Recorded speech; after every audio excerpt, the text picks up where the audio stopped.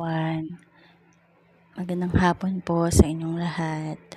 Ang topic ko po is about 10 katangian ng isang presidente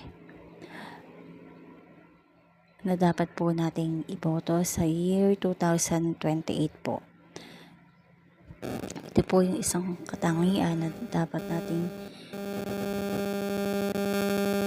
sa isang presidente. Una po is may takot siya sa Diyos at marunong po siyang rumispeto sa kapwa-tao niya.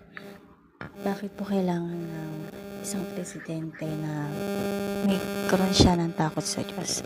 Kasi kung wala po siyang takot sa Diyos, magagawa niya lahat ng mga mali. Nung ando na magnanakaw siya, mangurakot siya, papatay siya at magsisinungaling siya.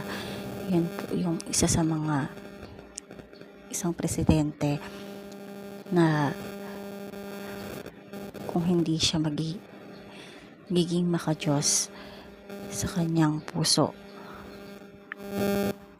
At higit sa lahat, marunong siyang respeto sa lahat ng relihiyon, Christian, Catholic, at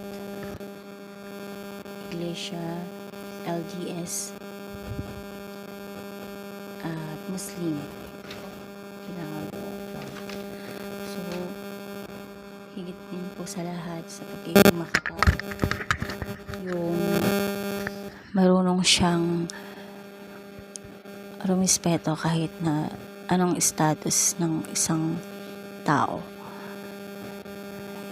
Hindi naman po kailangan na maging perfect Christian ang isang presidente, kundi magkaroon ng takot sa Diyos at marunong mahiya sa kanyang kapwa-tao.